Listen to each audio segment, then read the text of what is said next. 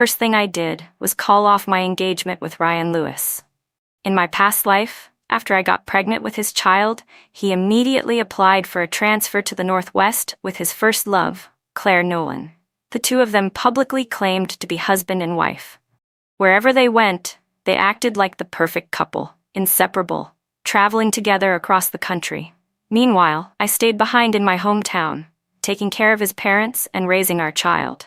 In the final moments of my life, he even resented me for being sick, complaining that taking care of me was such a hassle. Even the son I had raised single-handedly blamed me for making him miss Claire Nolan's birthday. "Mom, are you doing this on purpose? You knew Claire's birthday is in a few days, and you just had to get sick now, making me miss it?" That was my 35-year-old son, Jason Lewis. He had rushed back from the Northwest to see me, but before I even saw his face, I heard him complaining down the hospital hallway. Furious, I forced myself up from the hospital bed too quickly and hadn't yet caught my breath when Jason walked in. Right behind him, at a slower, more relaxed pace, came Ryan Lewis dragging a suitcase.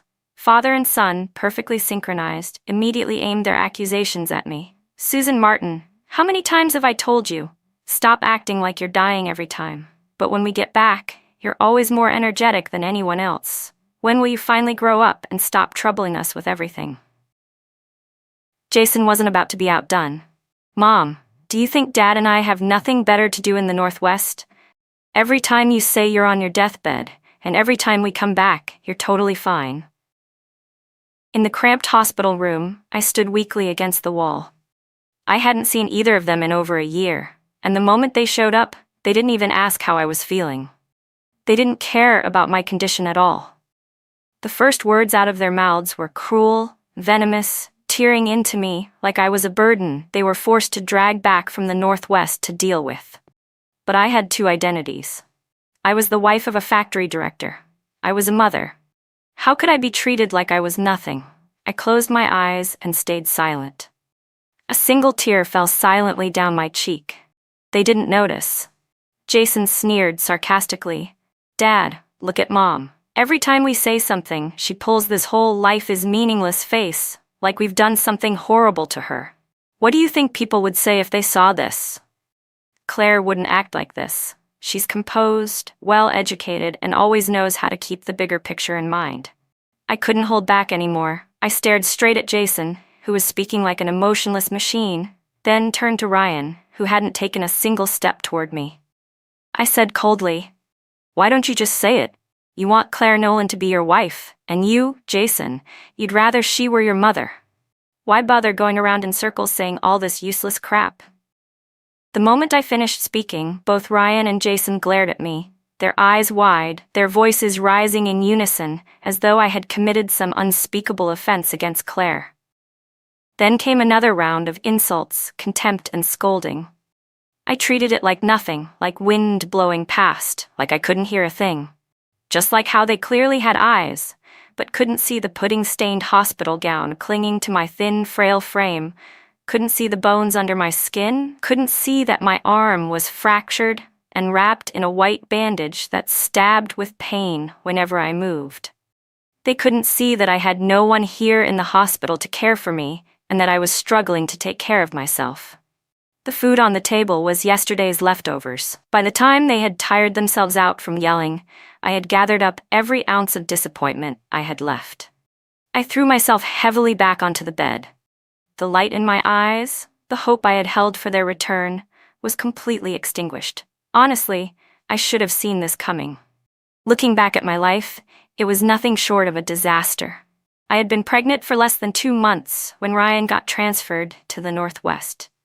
I stayed behind in our hometown to take care of his parents and raise our child.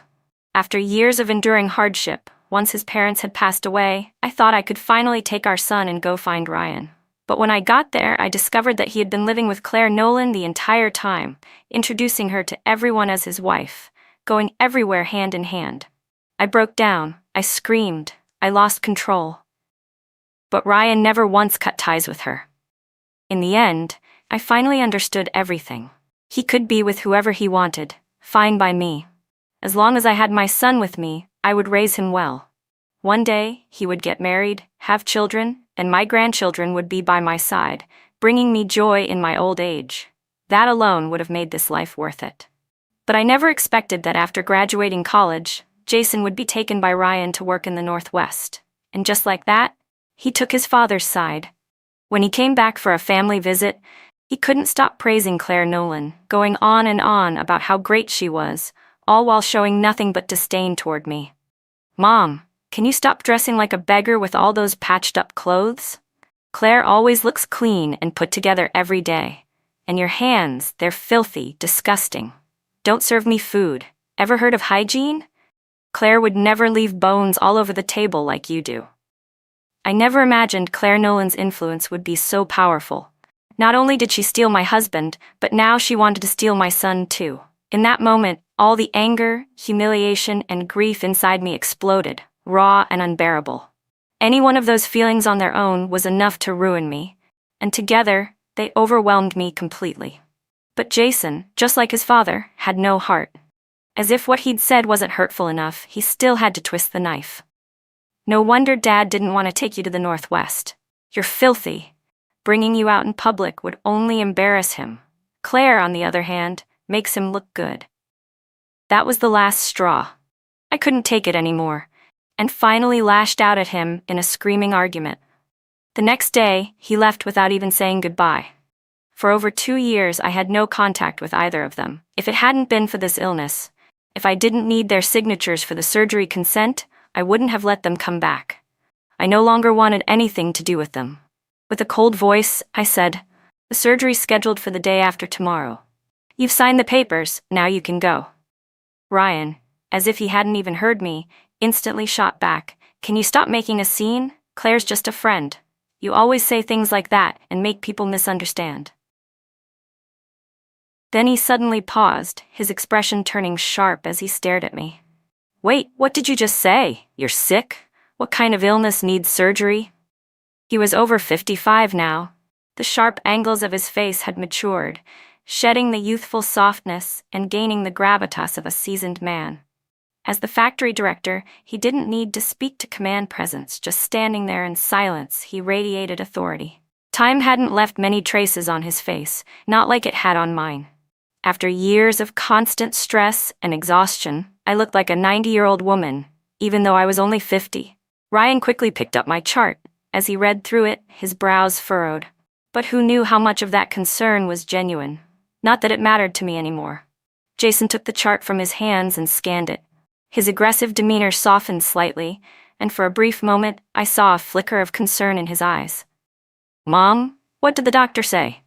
"I'm tired. I want to sleep." I turned onto my side, and silent tears slid down the corners of my eyes. They stayed in the room for a while, thinking I had fallen asleep. Then I heard them get up and head toward the door. But just as they were about to leave the room, Jason said to Ryan, "Since Mom's so against Claire, maybe we shouldn't tell her about the wedding." Ryan answered immediately, "Of course. We never planned to invite her to the ceremony anyway." Then Jason's voice dropped lower. "But what if she finds out I'm marrying Claire's daughter? Will she cause a scene?" Ryan replied, "Then just don't let her find out." "What did you just say?" I shot up from the bed like a spring, staring them down. "Who are you marrying? Did you just say you're marrying Claire Nolan's daughter?" Before Ryan could speak, Jason cut in. "That's right. Our wedding is next month. Dad and I have already made all the arrangements. It'll be held in the Northwest." "I don't agree," I shouted, using every last bit of strength I had. "I absolutely do not agree to you marrying the daughter of the woman who broke up this family." Jason's face turned red with rage, his eyes bulging with disbelief, the look in them colder than I had ever seen. "Mom, this is the 21st century. People have the freedom to marry whoever they want. You don't get to decide this for me. And let me say it again. There's nothing dirty going on between Claire and Dad. Their friendship is pure and respectable. They're not what you think they are. If I ever hear you talk like that again, don't expect me to take care of you when you're old." Ryan Lewis didn't stop Jason from saying those words, which meant he agreed with him. I was so furious I couldn't catch my breath, and then blood gushed from my mouth. My body twisted, and I writhed in pain on the bed. Their faces went pale with fear as they scrambled to call the doctors and nurses.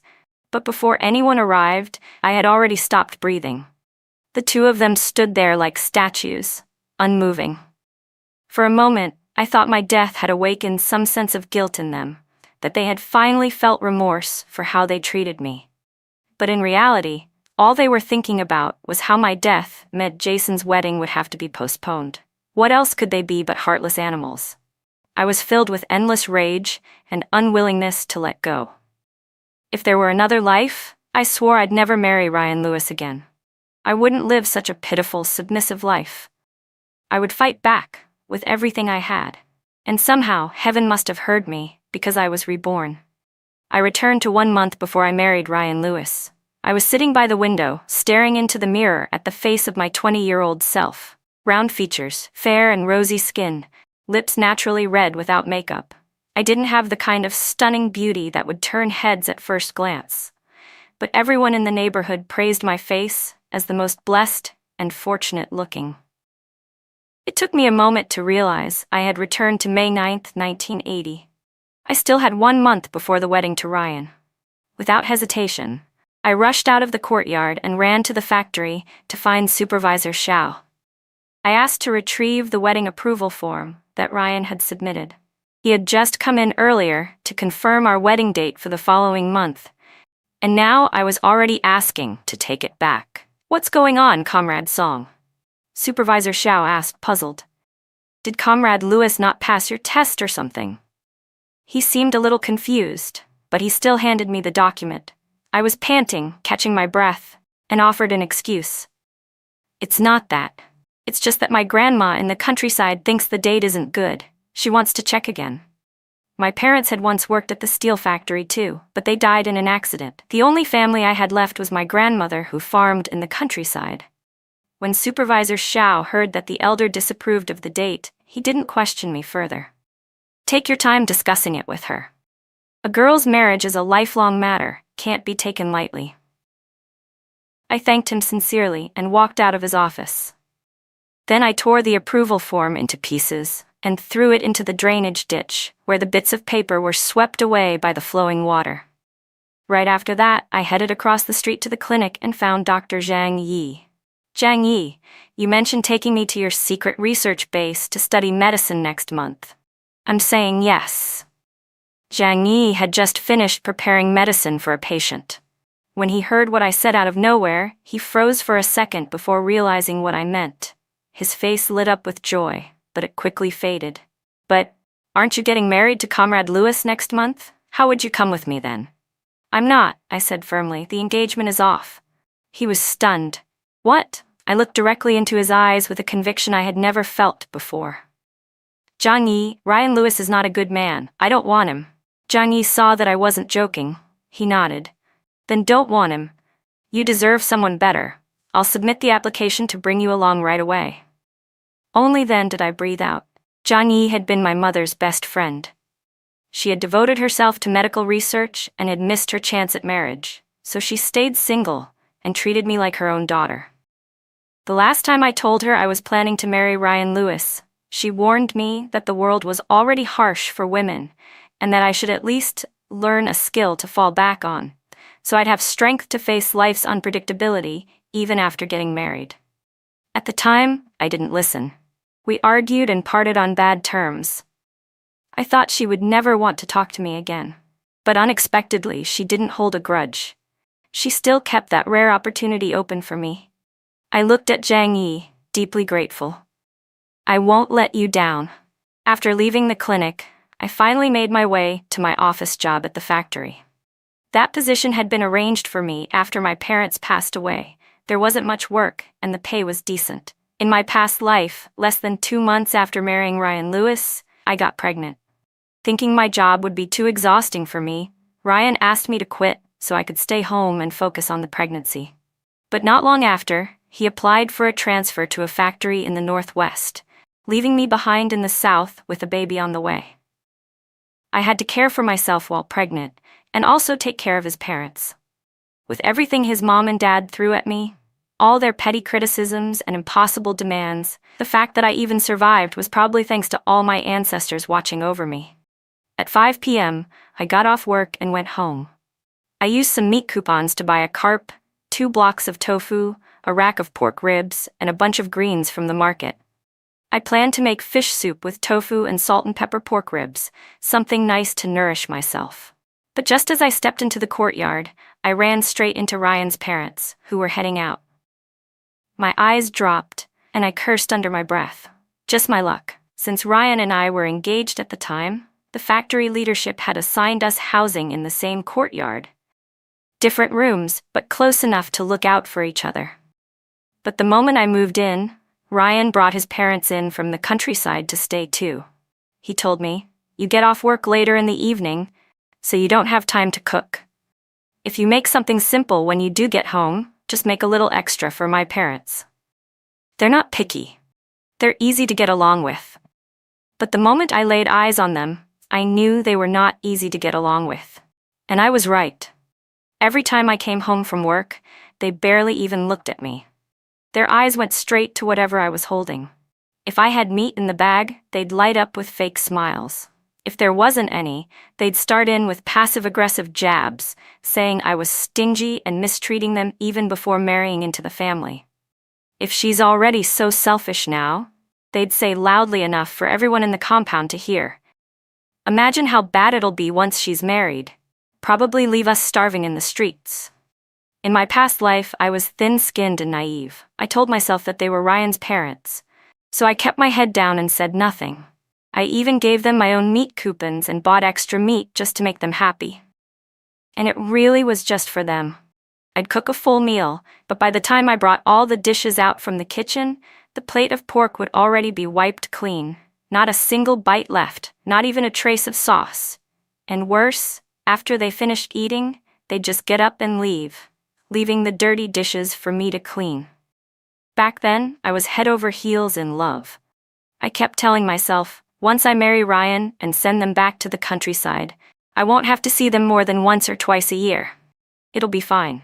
But who could have imagined that what followed would be a life even worse than a beggar's? Now, seeing them again, my face darkened with cold anger. But before I could even speak, their eyes locked on the food in my hands. The moment they spotted the fish and pork ribs, their faces lit up. Ryan's mother reached out to take the groceries from me and said sweetly, "Let me see what you bought, dear. You've been working all day. You must be tired. Why don't I cook dinner tonight?" Ha! Like I didn't know exactly what she was up to. Anytime there was meat, she suddenly wanted to cook. And when she did, she'd taste test half of it before it ever made it to the table. In my last life, when I was recovering after giving birth to my son, a few good coworkers brought me some chickens to help me build back strength. Whenever she cooked them, she and her husband would eat all the meat, leaving me just a half bowl of broth and 2 chicken feet. If I said a single word about it, she'd start yelling, making a huge scene and drawing all the neighbors' attention. Eventually, I realized it was deliberate. She knew I had a soft temperament and wouldn't speak up in front of others, so she targeted me right at my weakest spot. If I was a little slow making dinner, she'd scold me for trying to starve them. If I took too long washing clothes, she'd accuse me of being lazy and unwilling to do housework. Whenever Ryan sent money home, they insisted every cent go straight into their hands. Getting even a penny to use for myself was like pulling teeth. If our child misbehaved, they wouldn't help me at all. They'd just yell at me for not knowing how to raise a kid. Most of the time, I had to juggle housework and parenting completely on my own while still watching for their constant nitpicking. The exhaustion aged me so much that before I even turned 40, my back was already bent and I looked like an old woman. In this life, I absolutely refused to let them bully me again. I took a quick step back, holding the groceries tightly. "No need for your help." Mrs. Lewis's face darkened, but she quickly forced a smile. "All right then, go cook quickly. Your father-in-law and I are starving. Just call us when it's ready. We'll head back to our room for now." I shot her plan down coldly. These groceries were bought with my own money. When I cook, it won't include anything for you. If you want to eat, go buy your own food. They froze, stunned for a moment before they even processed what I had just said. Then Mr. Lewis scowled, glaring at me with clear displeasure. As always, Mrs. Lewis raised her voice and launched into one of her classic performances. "Oh, poor me," she wailed. "My life is so hard.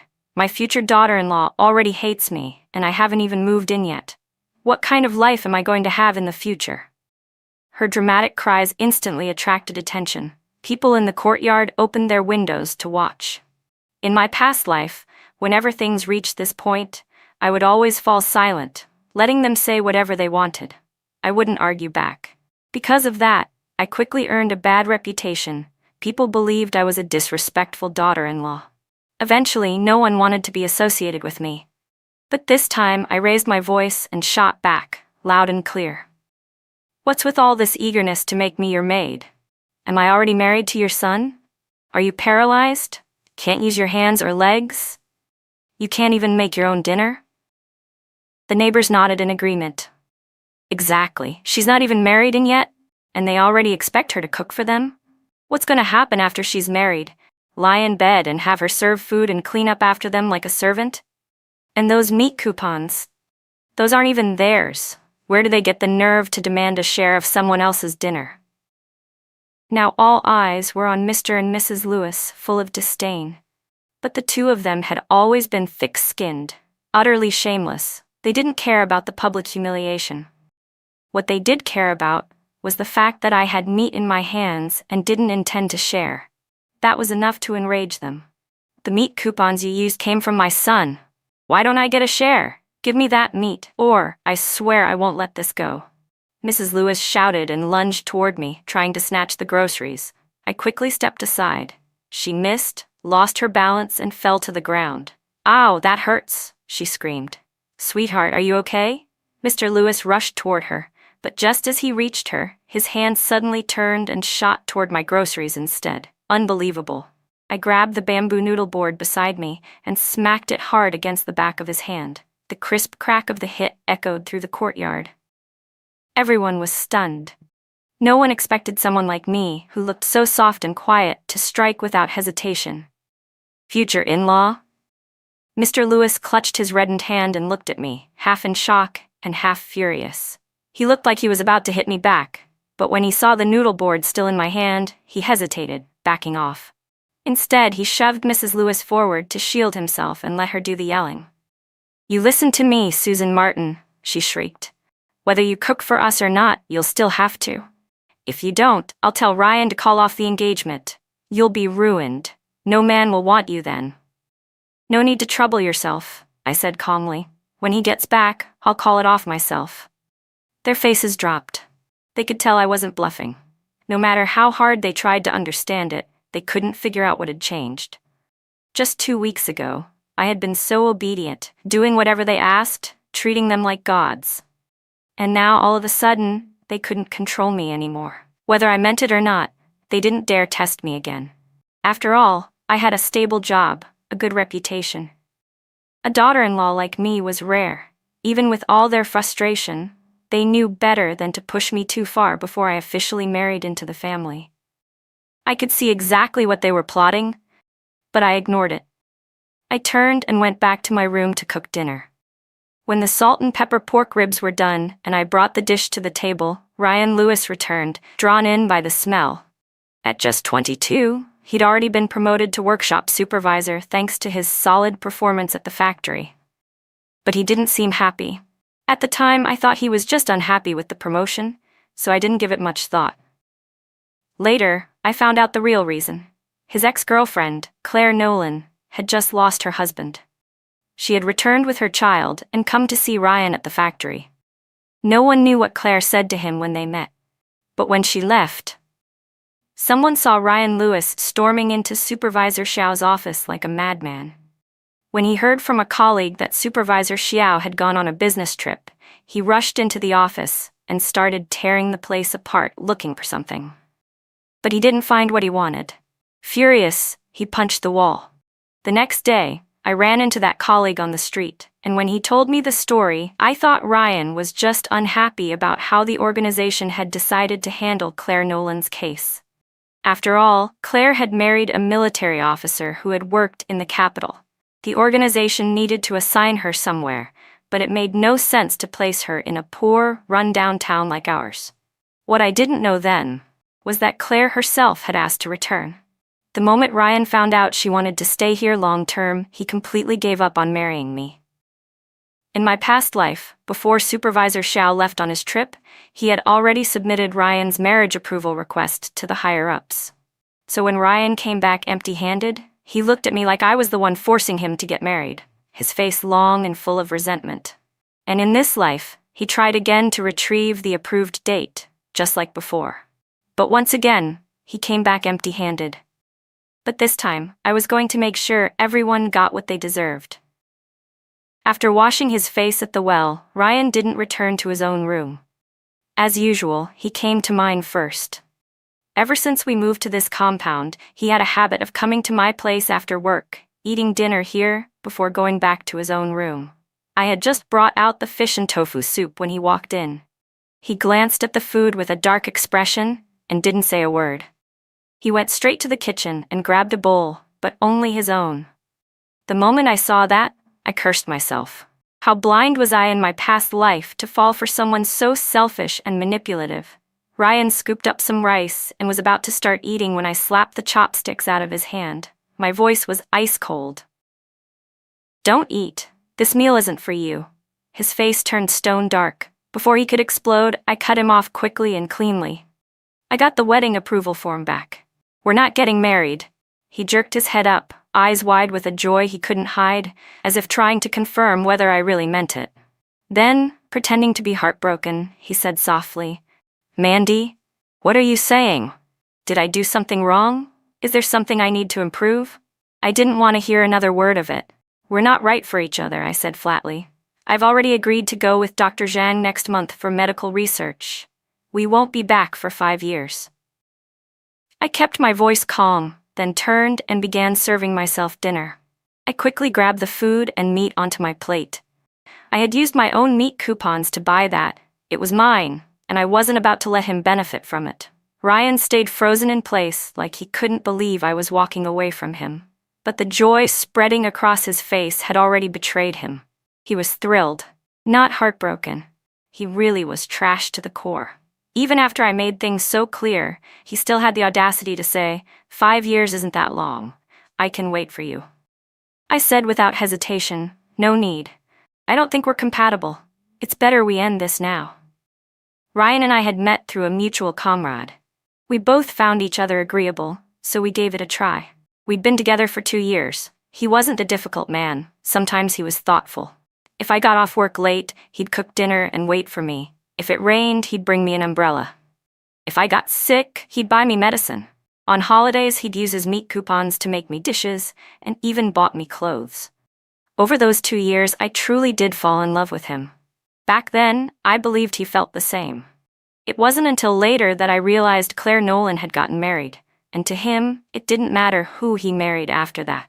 That's why, after we married, he became so impatient and dismissive with me.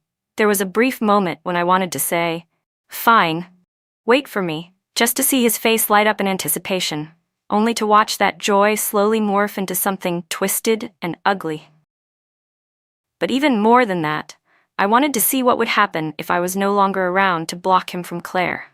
If he and Claire got together early on this time, just how happy would they really be? Ryan still looked like he wanted to say something when his parents suddenly appeared, carrying bowls and chopsticks, heading straight toward us. I quickly waved him off. "Go, I need to talk to Dr. Zhang." Before his parents could come in, I swept the food off the table and put it into the cabinet. As Ryan stood there glaring, I grabbed the bowl and chopsticks from his hands and shoved them away too. When he didn't move, I snapped impatiently, "You and your parents can't possibly be shameless enough to fight me over a few scraps of food, can you?" Ryan stared at me like he'd seen a ghost. "When I say I'm done, I'm done. Even if we're breaking up, you don't have to act like a total stranger," Ryan said, trying to keep some footing. I looked at him coldly, without a shred of emotion. "I absolutely have to. Now take your difficult parents and leave. Don't pollute my home with bad luck." Susan Martin. Ryan suddenly stood up, face twisted with anger. Watch your mouth. What have my parents done to you that you speak about two elders like that? In my past life, because I loved him. Every time he called me by my full name like that, I would instantly lose all fight and fall silent, afraid to say anything more. But not this time. I met his gaze without fear. Are you leaving or not? If you don't, I'll grab a broom and sweep you out myself. Just then, Ryan's parents arrived at the door. Mrs. Lewis grabbed the broom beside the entrance and shrieked like a wild banshee, storming toward me. You ungrateful tramp! You dare speak to my son like that? I'll slap that mouth of yours right off your face. She raised the broom high, ready to bring it down on me. But Ryan suddenly stepped forward and grabbed the broom midair. He glanced at me, then yanked both his parents away from the doorway. His mother wasn't the type to go down easily. When she realized she hadn't landed a hit on me, she launched into a stream of nasty insults that made Ryan snap. Mom, watch what you say. One more word like that, and I'll send you back to the countryside for good.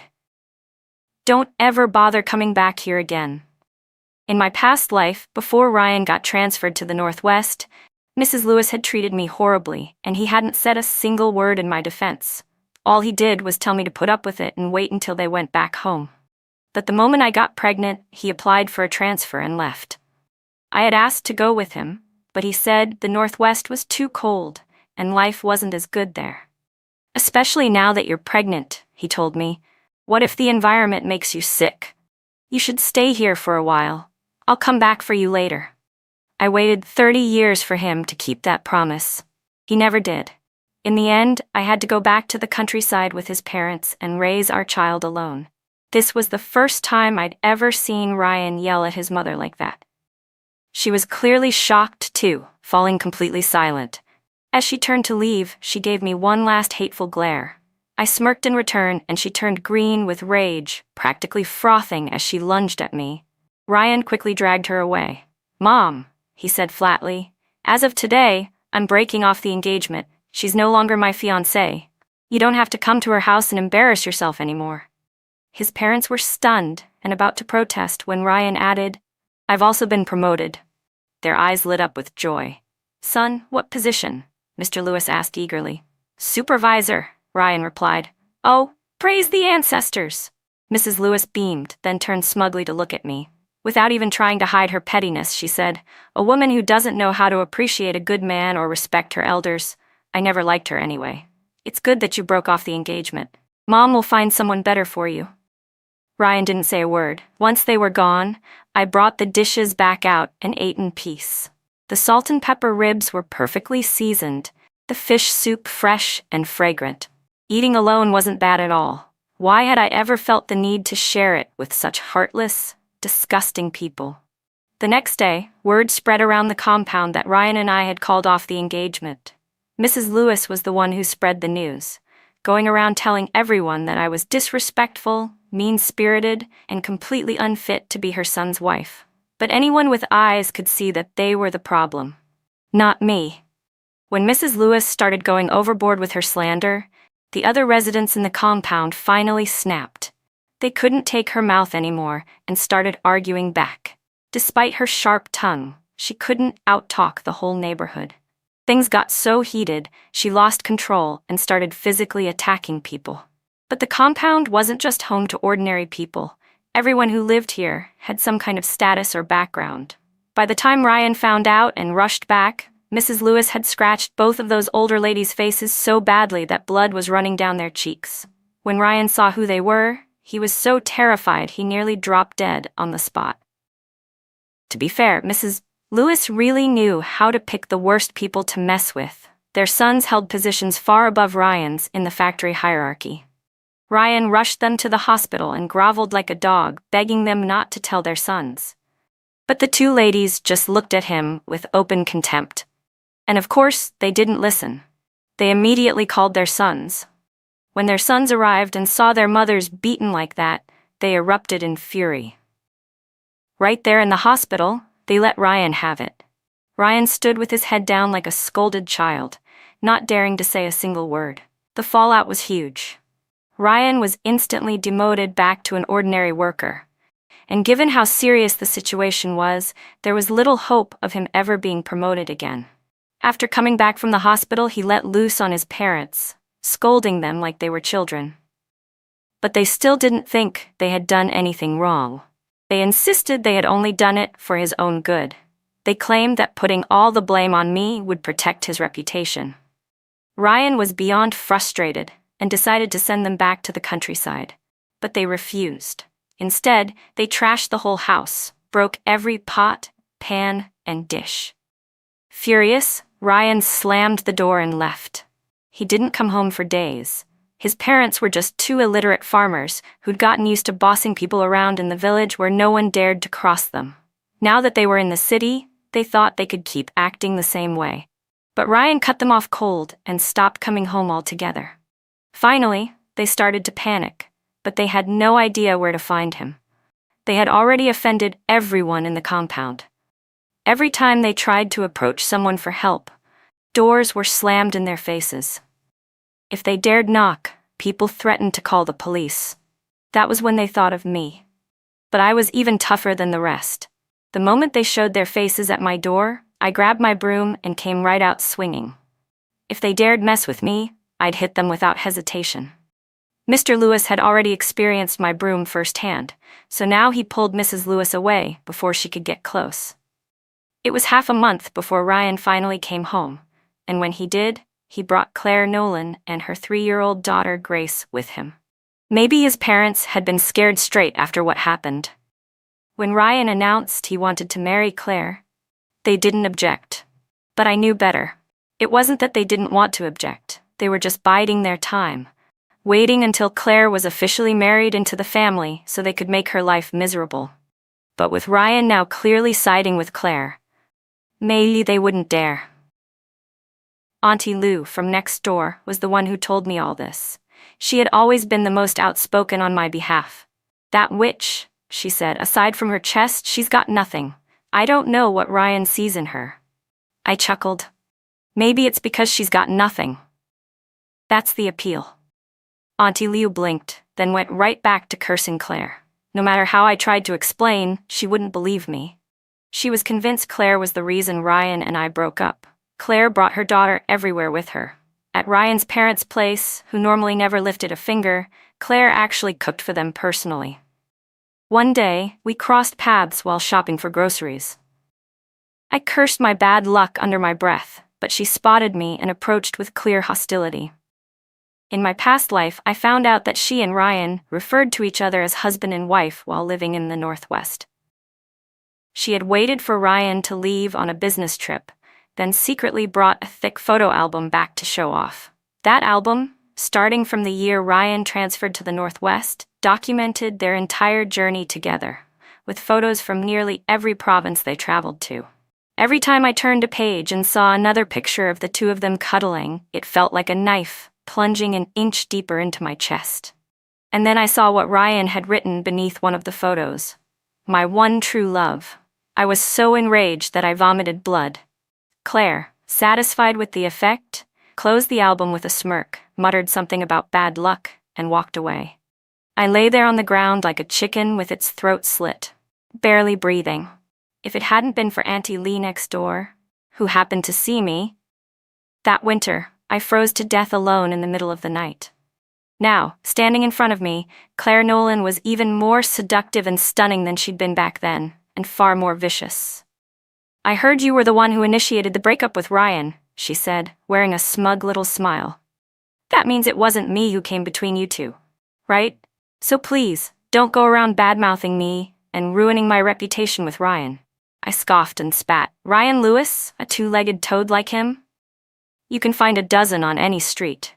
Just saying his name brings me bad luck. You think he's a treasure? To me, he's not even worth a pile of dog crap. Of course, just as I said that, Ryan happened to walk up behind her. Claire's face instantly twisted. Her lips quivered, her eyes turned red, and she lunged at me. Shut your mouth. I won't let you insult Ryan like that.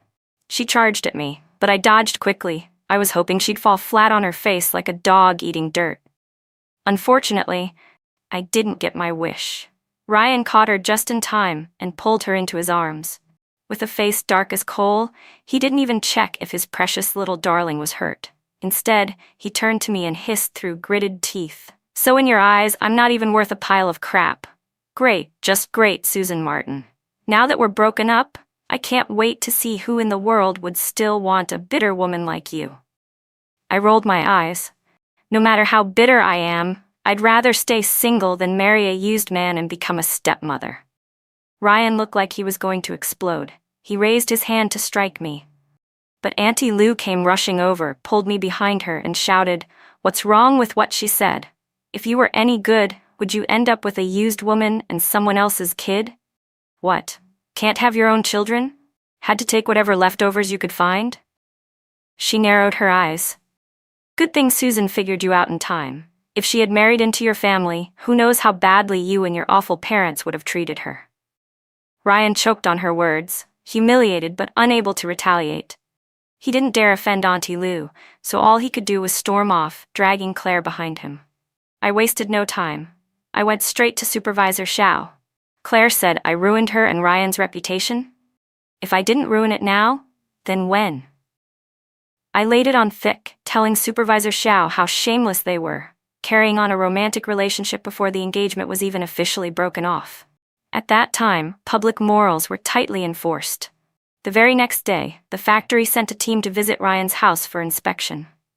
The moment they stepped into the compound, the 3 investigators were stunned. "Good Lord," one of them muttered. Claire's daughter had been taken out by Ryan's parents, and Ryan was just about to leave for work. As he stepped out, Claire, dressed in a skin-tight dress, was in the kitchen cooking. Ryan couldn't help himself. Right there in the dirt-floored kitchen, first thing in the morning, the 2 of them started going at it. The 3 investigators turned green. They didn't even bother stepping all the way inside, just spun on their heels and walked right out. Still tangled up, the 2 of them froze in confusion. By the time Ryan realized who those men were, his clothes weren't even properly on yet. He bolted after them. But no matter how he tried to explain, the fact remained. It had been less than 2 weeks since he and I broke off the engagement, and now he was sleeping with another woman. There was no way to explain that away. The factory judged Ryan's character to be a serious issue. Not only was he stripped of his supervisor role, they didn't even let him keep his regular position. They reassigned him to janitorial work. When his parents found out, they were furious. Mrs. Lewis slapped Claire across the face and called her a home-wrecking tramp. Then, they threw her out. Claire's assigned job hadn't been finalized yet, and she didn't want to go live in the temporary workers' dorm. Ryan had no choice but to rent a place for her out of his own pocket. When his parents found out, they didn't care how much he loved her. Each grabbed a broom and stormed over to where she was staying. They didn't hold back. By the time Ryan arrived, Claire was already lying on the floor, bruised and beaten. He flew into a rage like a wild lion, cursing his parents out without mercy. That same night, he sent them back to the countryside and publicly declared he wanted nothing more to do with them for the rest of their lives. He brought Claire and her daughter back to the compound. But after what happened with the factory inspection, it was like something inside him had snapped. He gave up completely. Without a marriage certificate, without even a ceremony, he just started living with Claire like nothing had happened. The 2 of them settled into a traditional dynamic. He worked outside, she managed the home. It seemed, for a moment, like they had finally achieved the quiet domestic life they wanted. But it didn't last long. Soon, the fighting started again. It escalated so badly, someone almost died. And for a man who'd lost his manhood, he might as well have been dead already. The first time I met Claire Nolan, I could see it in her fox-like eyes. She was never the type to stay faithful or play by the rules. And sure enough, I was right. One day, while Ryan was at work, she invited another man into the house. Before long, the sounds coming from inside would have made anyone blush. "You tell me, sweetheart," the man whispered. "Who treats you better? Ryan or me?" "Of course you do," Claire cooed. "Right? I mean, he's just boring as hell. If he didn't have a little money left, I would have kicked him out a long time ago." Ryan, who had returned home unexpectedly to grab a document, heard everything from the doorway. He went berserk. Storming into the kitchen, he grabbed a butcher knife and charged into the bedroom.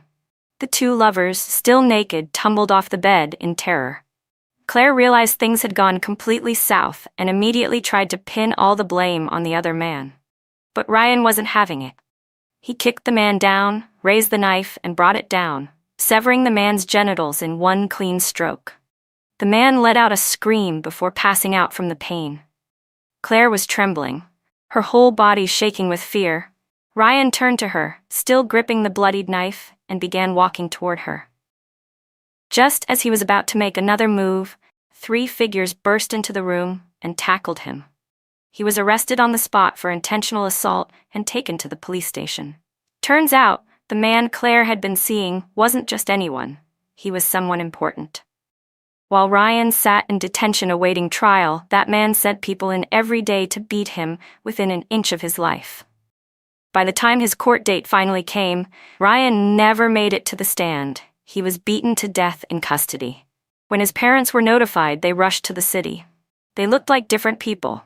Bent backs, gray hair overnight, utterly drained and defeated. Claire, realizing she could no longer stay here, took her daughter Grace and left. But the two of them mysteriously vanished on the train. No one ever figured out where they went. It wasn't until 3 years later that authorities found Claire's body near the border. She'd been trafficked. As for her daughter, Grace was never found. After that, I focused completely on studying medicine with Dr. Zhang Yi. I never paid attention to their story again. Frankly, I had no time for it. I'm the director of a hospital now. I have 100 things on my plate every day.